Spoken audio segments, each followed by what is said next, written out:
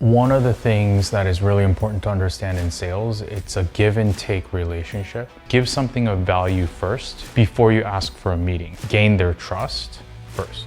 Oftentimes, a lot of founders, they go way too broad, and you can't sell the world if you're a startup. Emailing is getting very, very noisy. So you have to be a lot more intentional about thinking about where are people talking about the problem you solve. So I think really good tech salespeople are able to convince buyers that their technology is from the future, but can solve problems today in the most effective way. Hi, my name is Peter Ahn. I'm a Korean-American tech sales coach. I specifically help startup founders and salespeople learn sales in a genuine, authentic way while gaining confidence in their approach. I started at Google straight out of college, and then from there, I went to Dropbox in the early days, helped them form their first enterprise sales motions, and was able to close their first 10 large enterprise deals. I've coached over 100 startups, and Figma is an example of a company where I helped them when they were around 20 people to figure out their early enterprise sales motions. Companies like Elicit in the AI space, Bezi, they sell in the 3D design space, and there's then companies like Twingate, who started off as a client of mine and then I joined full time. I really enjoy kind of the technical sales aspects because I think that's where like the hardest challenges are and where the most skeptical buyers are.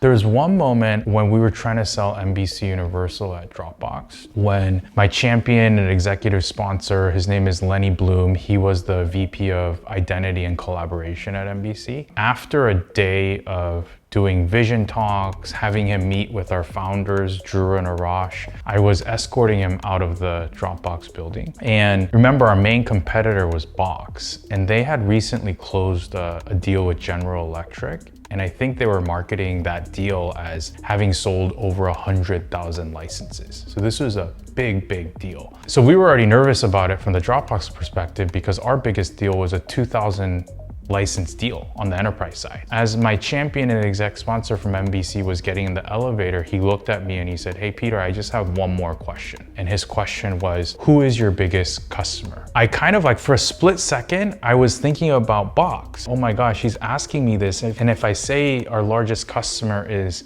2,000 employees, maybe I'll lose the deal, right? Because NBC was 42,000 employees. But what I decided was, you know what? I've built a relationship. I'm gonna be honest throughout the entirety of this deal cycle. And I told him, Lenny, our largest customer is 2,000 employees at National Geographic. They are similar in terms of use cases because they also have a lot of large media files, but we don't have yet a Fortune 500 customer. So you would be the first Fortune 500 customer to sign with Dropbox. He said, thanks, okay, that makes sense. And then he kind of rushed off because his car was already there. So I couldn't really get a reaction from him. We ended up actually closing that deal. It was our first 3-year multi-million-dollar contract. It was a big deal. And he told me weeks later, he said, "Peter, that was the right answer when you told me who your biggest customer was because I like to take risks and I'm an innovator." And he said, "I like to be the first patient," meaning that he wanted to be at the forefront of buying Dropbox for business. And so that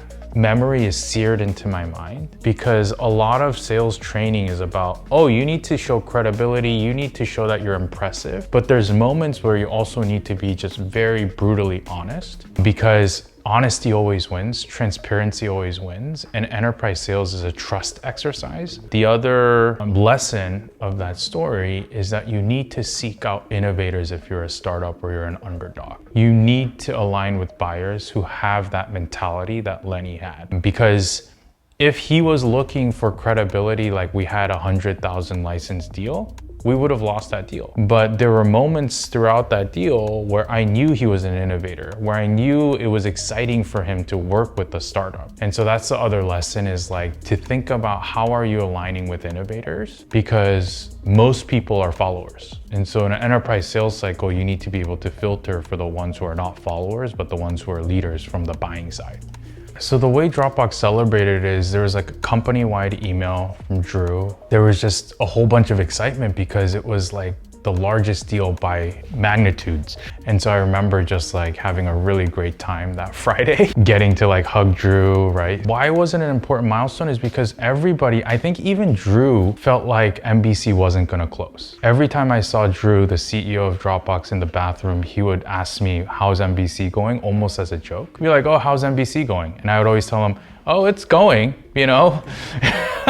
And it was, you know, probably like 8 or 9 months of that. And so when it closed, I think he also was surprised. He was like, I built this consumer brand, end user technology, and here's a multi-million-dollar deal. I think even a lot of the people who are working on the deal were surprised. I mean, even I was a little bit surprised, right? Because we didn't have that much enterprise functionality. Box had a list of like 50 things that was specifically enterprise, and we were a consumer brand being like, oh, we just launched single sign-on, which is one of the most basic enterprise functionality. It changed the internal company's feelings about selling to businesses. Sometimes you just need a proof point to really show people that this is actually possible. So I think really good tech salespeople are able to convince buyers that their technology is from the future, but can solve problems today in the most effective way. So if I were starting at a company fresh, what would I do like first day? Let's call it like the first weeks, like the first month. What I would focus on and trying to understand the product on a deep level. Like my goal in the first month of joining a technical company is how can I get to the level of a sales engineer in terms of understanding what's under the hood? Because I want to become an expert in that field as quickly as possible. So it's a lot of reading outside materials, reading documentation, asking the engineers or product managers how things work. Even if the questions feel like they're stupid, I'm always asking them because I want to understand when I get questions from customers, how to respond, right? So that's how I treat the first month. After that, obviously, then you got to start putting points on the board. You got to attract customers, you got to close customers. So to your question of how do you actually approach customers? Today, what I suggest a lot of founders and sellers do is give something of value first to the prospect before you ask for a meeting. You know, let's say, for example, one of the pain points is how to do sales.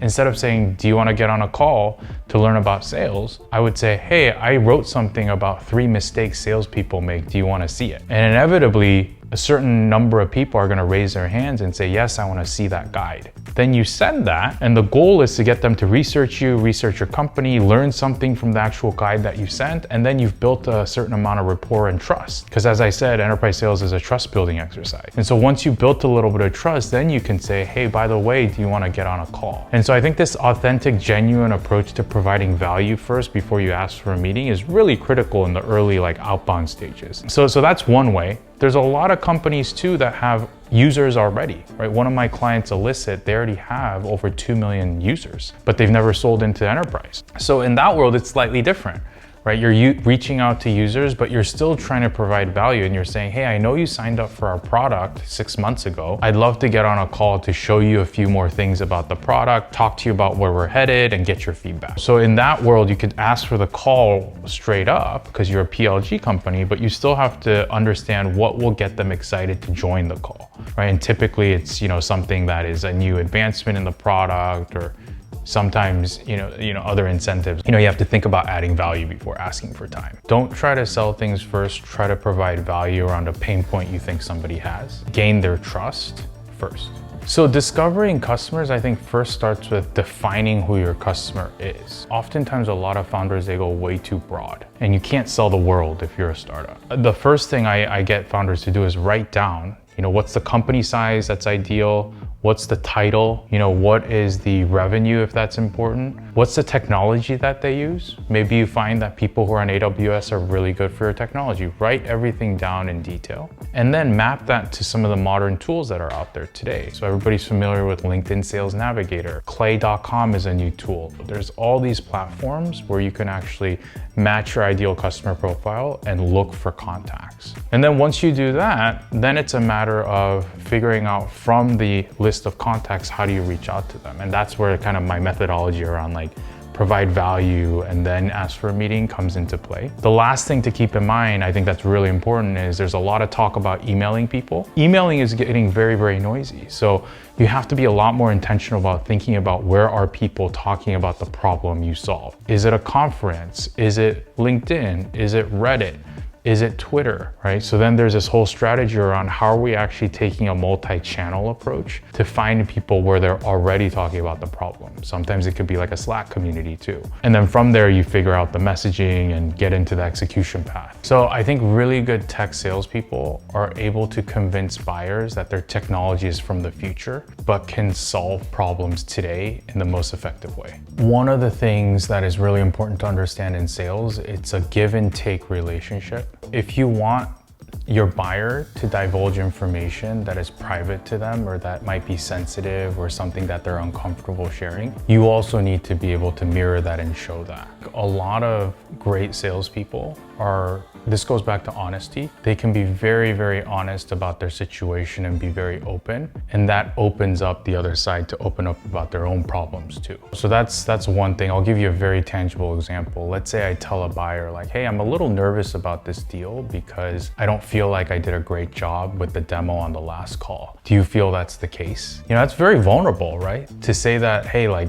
I didn't do a good job on the sales call. But psychologically what happens is the other side is like, oh, Peter's being very honest and vulnerable. Let me also share with him something that is equal to that level of question or answer or information. So I think that's one thing. The second thing is you have to be a really great listener if you want to be able to mirror people and if you want to be able to understand people. And you also need to be able to take answers and follow the breadcrumbs and follow up with more questions that help you dig into the root of why people are saying certain things. I think that's the second part. The third part to build trust and EQ is you need to be really, really good at your craft. You need to understand your industry and the space really, really well, because in this day and age, people trust experts. You're not going to be able to hold a conversation with somebody if you're surface level or if you're not able to show that you know what you're talking about or that you're an expert in your field. Those are like three tangible things. The other thing I would say about building EQ is you just have to be around people a lot in different environments. So if I were just on Zoom calls all day, like it probably wouldn't help me with EQ,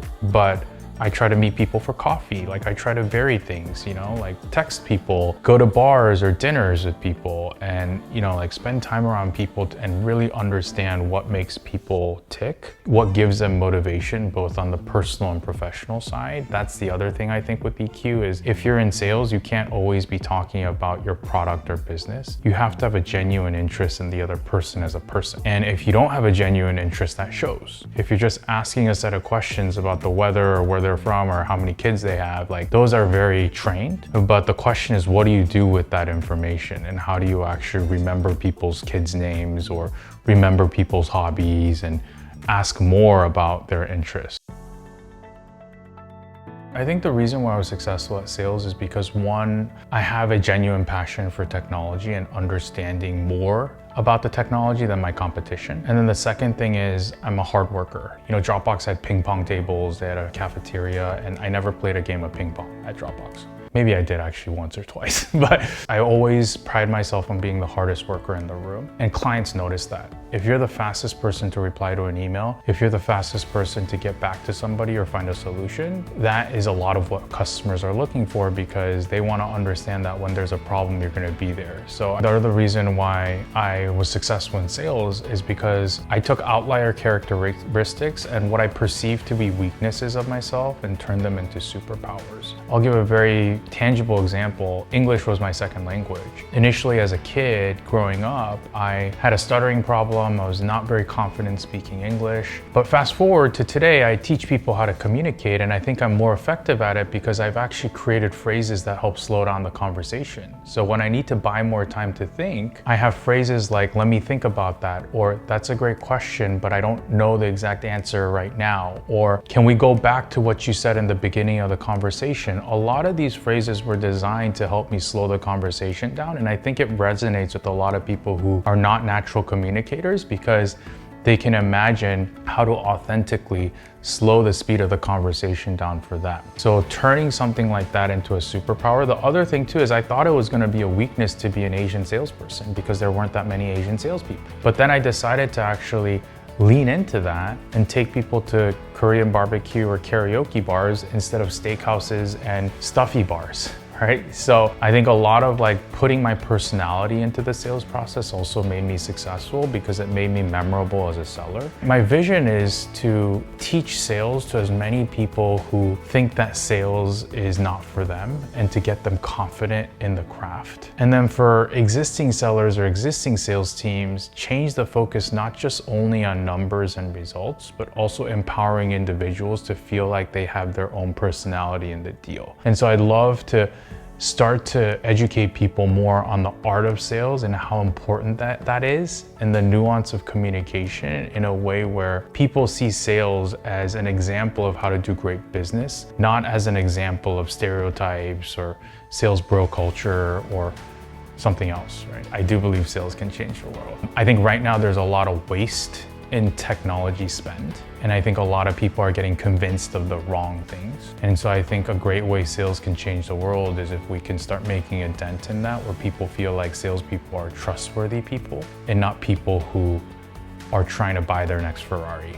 The other way I think sales can change the world is that I do think the best salespeople are the best communicators. When you're trying to give your next speech or you're trying to connect as a diplomat with another country, I think it's sales. Like if you're good at sales, you can understand how to negotiate with countries as well, right? If you're a diplomat. So I think like my dream would be like if other industries look at salespeople and they're like, wow, I don't want to just learn sales from this salesperson. I want to learn how to communicate, or I want to learn how to bridge the gap. I want to learn how to bridge misunderstandings. That would be like a dream. So bringing sales into a noble profession. I think the most important thing in sales is to have a confident mentality. If you're not confident, people are gonna sense that right away. And then the other thing with sales and technical sales is you have to be as close of a thought leader, expert as possible to the product that you're selling, because sales is a lot about education as well. So if you're able to confidently educate your prospects, you'll do very well in sales.